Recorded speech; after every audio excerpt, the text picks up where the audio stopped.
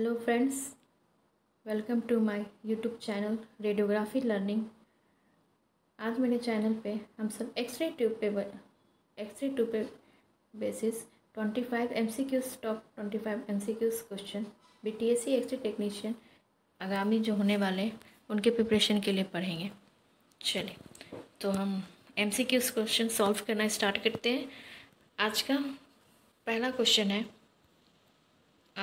Question है x ray tube is, option देखेंगे, partially evacuated device, vacuum device, D में है more than one, option is correct. तो आप जैसा कि जानते हैं कि एक्सरे ट्यूब क्या होता है, पार्शियली इवैक्यूएटेड डिवाइस तो नहीं होगा इसका आंसर, ठीक है, क्योंकि अगर उस पर गैस रहेगा तो कोलेजन जो इलेक्ट्रॉन्स बनते हैं कैथोड इन पे एनोड की तरफ जाने की क्रिया में गैसेस जो मॉलिक्यूल होंगे अगर एक्सरे ट्यूब में तो उसे कोलेजन करेगा, और जब कोलेजन करेगा तो वो स्पीड इलेक्ट्रॉन्स का डिक्रीज करने में काउस करता है। तो इसको अवॉइड करने के लिए हमारा एक्सरे ट्यूब क्या होना चाहिए, इवैक्यूएटेड एंड वैक्यूम डिवाइस। तो इसमें दो ऑप्शन राइट है, तो इसका करेक्ट आंसर होगा D, more than one, option is right. इसका करेक्ट आंसर होगा D, more than one, option is right. चलिए अगले क्वेश्चन पे पहुंचते हैं, अगले क्वेश्चन पे जाते हैं। इसमें दिया हुआ है cold cathode x-ray tube is also known as, cold cathode x-ray tube is also known as Crookes tube. क्या कहते हैं, क्रूक्स ट्यूब। यही कॉलिडेज ट्यूब रहता है, इसको क्या कहते हैं हम लोग, हॉट कैथोड एक्सरे ट्यूब, ठीक है। और स्टेशनरी को हम लोग क्या कहते हैं, मॉडर्न एक्सरे ट्यूब। क्या कहते हैं उसको, मॉडर्न एक्सरे ट्यूब। चलिए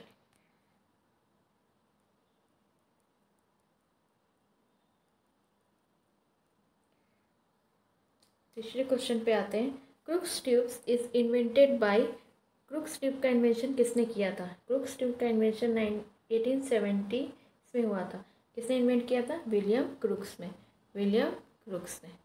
चलो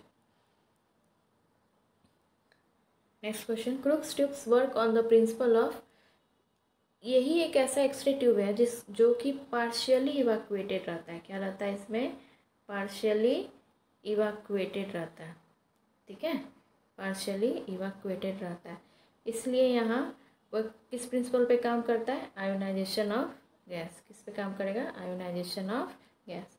आयोनाइजेशन ऑफ गैस यहाँ एक्सरे के प्रोडक्शन में हेल्प करता है। चलिए नेक्स्ट क्वेश्चन पढ़ेंगे। फोकसिंग कप कहाँ पाया जाता है, location of the focusing cup आप लोग जानते होंगे, कैथोड इन पे पाया जाता है। कहाँ पाया जाता है, कैथोड इन पे। क्या काम होता है इसका, इलेक्ट्रॉन जो प्रोड्यूस होता है कैथोड इन पे थर्मोआयनिक इमिशन के कारण उसको एकदम स्ट्रीम लाइन में एक्यूमुलेट करता है कि वो प्रॉपरली एक डायरेक्शन में जाके टारगेट को हिट करे। किससे बना रहता है, मेलबुडियम से। किससे बना रहेगा, मेलबुडियम से।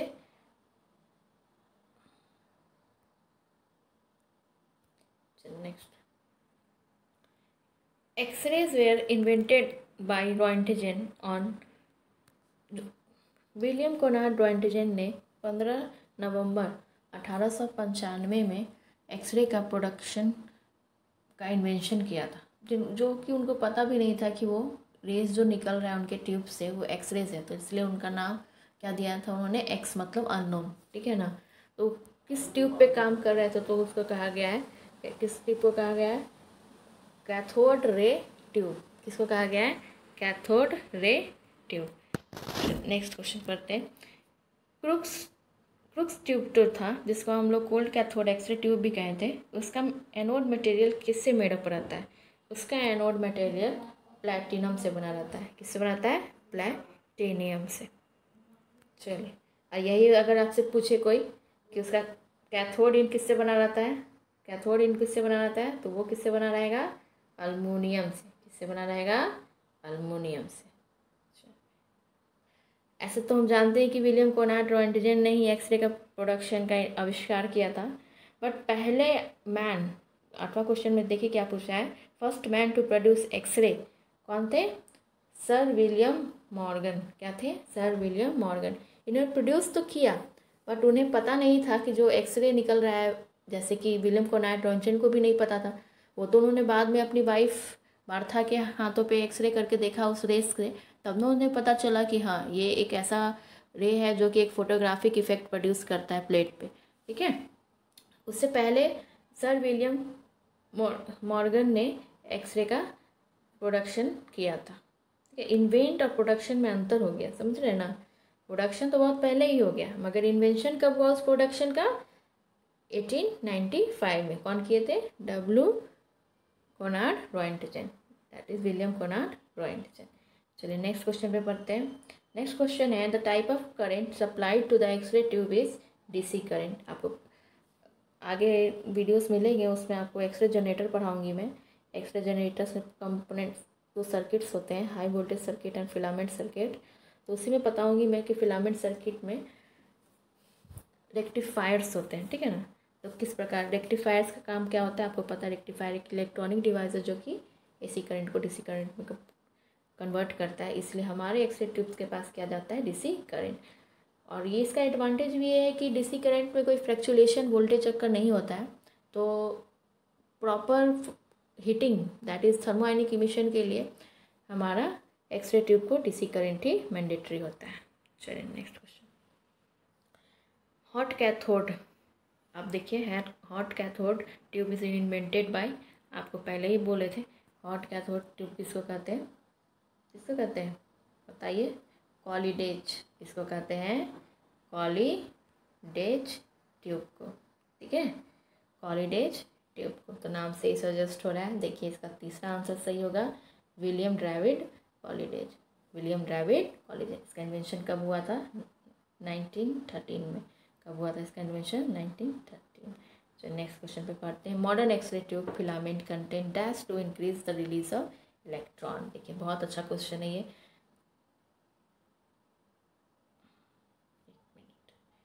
बहुत ही अच्छा क्वेश्चन है ये। देखिए क्या पूछ रहा है कि मॉडर्न एक्सरे ट्यूब फिलामेंट में टंगस्टन के अलावा और क्या पाया जाता है। ठीक है, क्या किस लिए? To increase the release of electron. तो इसमें क्या पाया जाता है? एक radioactive element that is thorium. क्या पाया जाता है? Radioactive element that is thorium. Next question, filament is heated at dash degree to release electrons. इसका आंसर बताइए। आप बहुत कुछ पढ़ते हैं एक्सरे ट्यूब के कंस्ट्रक्शन में, कैथोड एनोड प्लस वही सब, high voltage supply, tube housing, tube in glass envelope, ये सब के बारे में। मगर ये सब बारीक बारीक जो चीज़ होते हैं जो बहुत कोई मिस कर जाते हैं। ठीक है ना, तो इस पर हम लोग ध्यान आकर्षित करेंगे सबका। तो फिलामेंट को कितने डिग्री तक हीट किया जाता है कि वो थर्मोआयनिक इमिशन के कारण इलेक्ट्रॉन्स रिलीज करें? तो इसका आंसर होगा B, that is 2200 degree Celsius, मतलब 2200 डिग्री सेल्सियस। चलिए नेक्स्ट क्वेश्चन पे पढ़ते हैं। The tube housing. अब देखें यही क्वेश्चन मैं बोलना चाह रही थी कि तो ट्यूब हाउसिंग इज, क्या पढ़ेंगे ऑप्शन इसका पढ़े, metal case of aluminium alloy line with lead, glass case, यहाँ सॉरी स्पेलिंग मिस्टेक है, ऑफ बोरोसिलिकेट होगा। ठीक है, metal ceramic line with lead, none of the above. तो इसमें क्या होता है? इसका आंसर होगा सी, मेटल क्रेमिक का बना रहता है लाइन विथ लेड। ठीक है, मैं कुछ आपको बताना चाहती हूँ कि ट्यूब हाउसिंग, ठीक है, एक होता है ट्यूब हाउसिंग और एक होता है ट्यूब इन्वलप, जो कि बोरोसिलिकेट से बना रहता है। क्या चीज़ से बनाता है? बोरोसिलिकेट से। ठीक है, और ये किससे रहता है? Metal ceramic line with lead. ठीक है, चलिए ये ट्यूब कूलिंग में भी ट्यूब हाउसिंग बहुत इंपॉर्टेंट रोल प्ले करता है। देखिए इसी को कॉन्ट्राडिक्ट करने के लिए मैंने यहीं पे एक और क्वेश्चन डाल दिया था। Tube envelope is made up of, जानते हैं, बोरोसिलिकेट। इसका करेक्ट आंसर होगा ए, बोरोसिलिकेट। चलिए नेक्स्ट क्वेश्चन पे पढ़ते हैं। मॉडर्न ट्यूब फिलामेंट हैज़, अब देखें ये बहुत अच्छा क्वेश्चन आया है कि मॉडर्न एक्सरे ट्यूब्स का जो फिलामेंट होता है वो कौन होता है? तो क्या होता है? Dual focus. एक लार्ज फिलामेंट होता है इसमें, एक स्मॉल फिलामेंट। एक लार्ज फिलामेंट किसके लिए होता है? For good heat dissipation. ठीक है ना, कैपेसिटी मेजर करके लिए। एक स्मॉल वाला किसके लिए होता है? हाई रेजोल्यूशन के लिए। चलिए नेक्स्ट पढ़ते हैं।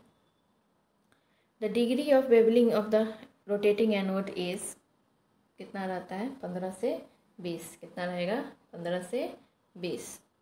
चलो, the melting point of tungsten is 3370, कितना होता है, 3370। चलिए नेक्स्ट, द पोर्ट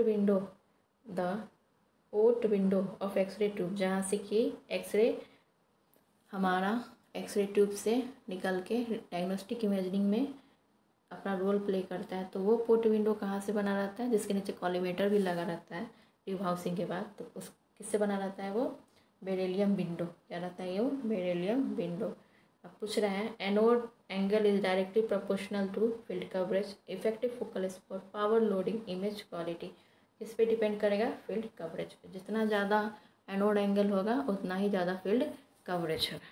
चलिए next, anode disc of rotating anode disc of rotating anode X-ray tube is made up of, किससे बना होता है, देखिए, tungsten rhenium alloy with molybdenum base, only tungsten graphite alloy. तो इसका करेक्ट आंसर होगा B, tungsten rhenium alloy with molybdenum base. Next question पे बढ़ते हैं, X-ray intensity is reduced at anode, अब ये किस कारण होता है, हील इफेक्ट कारण, किसके कारण होता है, हील इफेक्ट। एक्सरे का जो प्रोडक्शन होता है, ठीक है, ये होता है कैथोड और ये एनोड। तो क्या बोल रहा है, इंटेंसिटी, ठीक है, यहाँ कम होगा और यहाँ ज़्यादा, किसका, एक्सरे का, फोटोन का। इसलिए आप पहले से स्पाइन करते होगे, तो इधर सर रहता है और इधर पैर, क्या इम्पोर्टेंस है, हाई पेनिट्रेशन के लिए, किसके लिए, हाई पेनिट्रेशन के लिए। चलिए नेक्स्ट पढ़ते हैं, modern x-ray tube is designed with a anode angle of 15 से 20 degree with focal spot of 0.3 mm, ठीक है। Stationary anode tube is used in, बहुत कम को पता होगा, या पता होगा तो बहुत अच्छी बात है। मैं आप बता देना चाहती हूँ जिनको नहीं पता होगा कि एनोड एक्सरे ट्यूब कहाँ यूज़ करते हैं, तो कहाँ यूज़ करते हैं बच्चा सब, डेंटल रेडियोग्राफी में जो मशीन यूज़ होता है ना, OPG ये सब, तो उसमें क्या होता है, स्टेशनरी एनोड एक्सरे ट्यूब। इसके अलावा और कहाँ यूज़ करते हैं, पोर्टेबल एक्सरे यूनिट में, और इसके अलावा फिर मोबाइल। नेक्स्ट वीडियो में मैं कोशिश करूँगी कि आप लोग को पोर्टेबल और मोबाइल के एक्सरे यूनिट्स के बारे में डिफ्रेंशिएट करके बताऊँ कि ये कहाँ यूज़ होते हैं और इनका क्या बेनिफिट है। नेक्स्ट पढ़ेंगे, mammography x-ray tube target is made up of. अब देखिए, ऐसे तो डायग्नोस्टिक एक्सरे ट्यूब पढ़ रहे थे हम लोग बहुत सारे, कैथोड एनोड, मगर यहाँ एक देखिए मेमोग्राफी में जो यूज़ होता है एक्सरे ट्यूब, उसका टारगेट मटेरियल किससे बना रहेगा, तो किससे बना रहता है, मेलवोडियम और रिहेनियम से। किससे बना रहेगा, मेलवोडियम और रोहोडियम से, ठीक है। नेक्स्ट पढ़ेंगे, filament circuit supply a voltage of 8 से 10 volt and filament current of 3 to 5 ampere, ठीक है। ये रहे टॉप 25 क्वेश्चन एक्सरे ट्यूब्स पे बेसिस, पार्ट 1। पार्ट 2 में इससे भी अच्छे क्वेश्चंस डालने की कोशिश करूँगी, ठीक है। कृपया मेरी यूट्यूब चैनल को सब्सक्राइब करें और बेल आइकन ज़रूर नोटिफिकेशन के लिए ऑन कर दें,